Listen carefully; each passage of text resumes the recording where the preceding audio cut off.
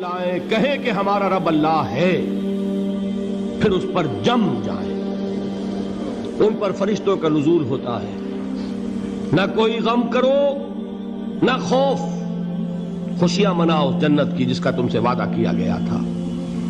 اللہ کی ربوبیت پر اطمینان جب انسان کو ہو جاتا ہے، میرا رب اللہ ہے، ربی اللہ، انسان کے لیے نہ کوئی کھٹکا، نہ کوئی خطرہ، نہ کوئی خوف، نہ کوئی حزن۔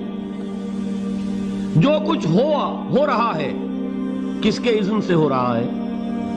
اللہ کے اذن سے۔ اللہ کے اذن کے بغیر پتا تک نہیں ہلتا۔ یہ کوئی اندھا بہرا مادہ نہیں ہے جس سے مجھے کوئی خوف ہو۔ اندھا بھینسا چلا آ رہا ہو اس سے تو ڈرنے کا ہر انسان کو ڈرنا چاہیے، نہ معلوم کس کو ٹکر مار دے۔ لیکن نہیں، اس کائنات کو چلانے والا ایک سمیع و بصیر خدا ہے، وہ جو میرا دوست ہے، میرا ولی ہے۔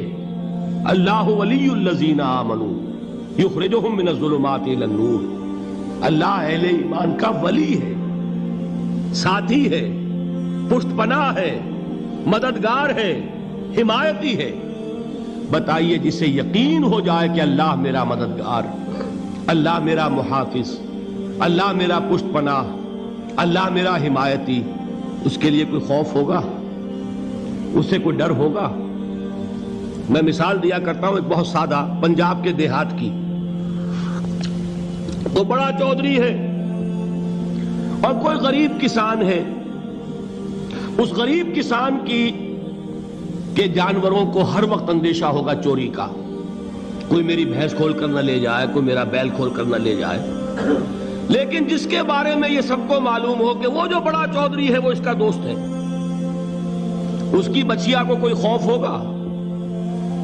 اس کی بھینس پر کوئی ہاتھ ڈالے گا؟ اسے کوئی اندیشہ ہوگا؟ نہیں۔ کیوں؟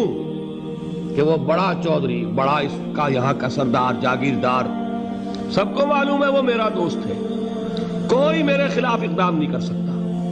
اس دنیا میں یہ چھوٹی سی بات اگر آپ کے دلی اطمینان اور سکون کا باعث بن سکتی ہے تو ذرا تصور کیجئے۔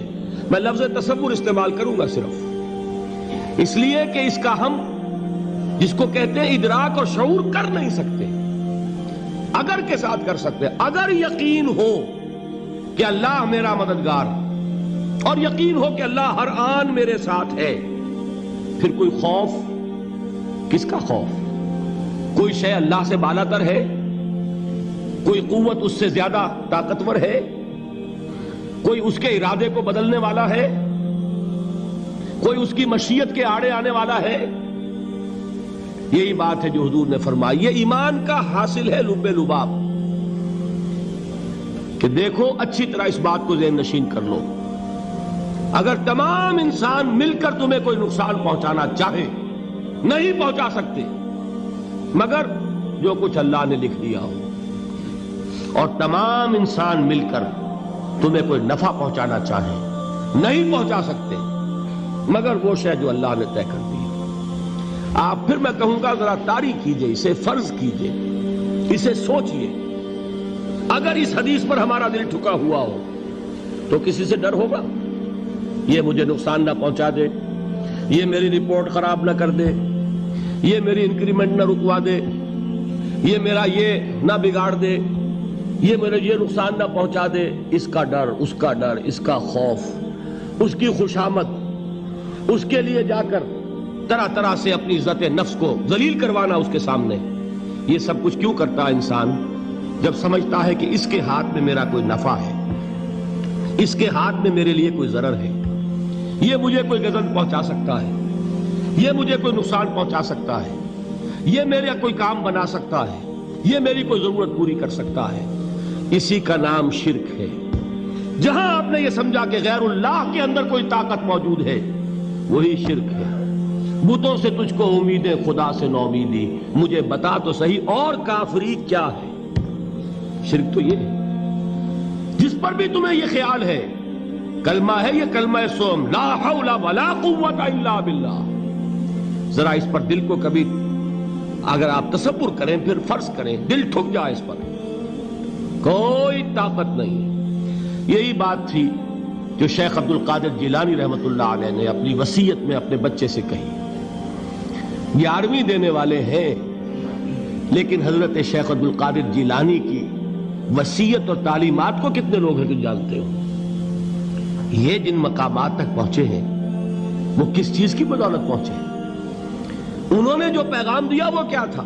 اے میرے بچے، جس طریقے سے قرآن مجید میں حضرت لقمان کی نصیحتیں جو ہے نقل کر دی گئی ہیں، میں یہ عرض کروں گا بالفرض اگر قرآن حضرت عبد القادر جیلانی کے بعد نازل ہوا ہوتا تو شیخ عبد القادر کی یہ نصیحتیں بھی قرآن میں درج ہوتی. اتنی اونچی نصیحتیں ہیں.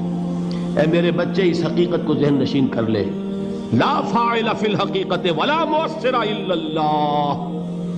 اس کائنات میں نہ کوئی فاعل حقیقی ہے نہ مؤثر حقیقی ہے سوائے اللہ. کسی شے میں کوئی تاثیر نہیں اگر اللہ نہ چاہے. آگ جلا نہیں سکتی اگر اللہ نہ چاہے. پانی ڈبو نہیں سکتا اگر اللہ نہ چاہے. زہر ہلاک نہیں کر سکتا اگر اللہ نہ چاہے. کوئی چیز فائدہ نہیں پہنچا سکتی اگر اللہ نہ چاہے. تو در در پہ کیوں سر جھکاتے ہو؟ در در پر کیوں جبیں سائی کرتے ہو؟ سب کے سامنے کیوں ہاتھ پھیلاتے ہو؟ ایک اللہ سے مانگو. ایک اللہ کے سامنے زمین پر اپنی جبین رکھو. لا فاعل فی الحقیقت ولا مؤثر الا اللہ. نظر آتا ہے ہمیں کہ پانی پیاس بجھا دیتا ہے. پیاس بجھانے کی صلاحیت پانی میں نہیں ہے، اللہ کے اذن سے. کھانا بھوک مٹا دیتا ہے. بھوک مٹانے کی صلاحیت کھانے میں نہیں ہے، اذن رب میں. دیکھیے یہی یقین تھا. حضرت موسیٰ علیہ السلام کا واقعہ یاد کیجئے. سامنے سمندر آ گیا ہے. قوم دیکھتی ہے پیچھے کہ گرد و غبار کا طوفان ہے. معلوم ہوا کہ فرعون اپنے لشکر سمیت آ گیا ہے. لشکر جب چلتا تھا تیز رفتاری کے ساتھ تو گرد و غبار کا جو طوفان اٹھتا تھا اس کا تصور کیجئے. اور لمحہ بلمحہ وہ قریب آ رہا ہے. پوری قوم نے کیا کہا؟ اے موسیٰ انا لمدرکون. اے موسیٰ ہم کو پکڑے گئے.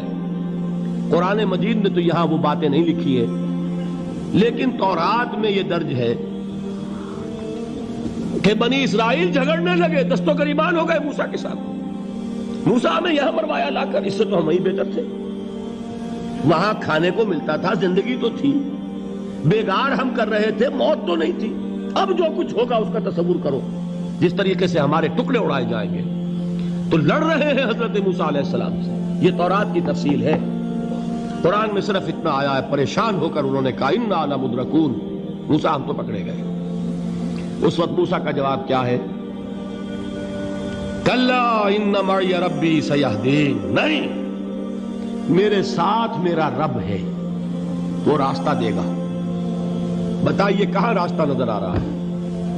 یہ ہے ایمان بالغیب. راستہ نظر نہ آئے تب اللہ پر یقین ایمان ہے.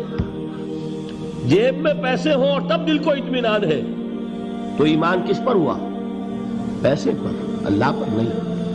جب وسائل و ذرائع نہ ہوں اور پھر یقین ہو کہ اللہ مسبب الاسباب ہے، وہ اسباب کا پابند نہیں ہے، وہ اسباب کا محتاج نہیں ہے، اسباب اس کے محتاج ہیں.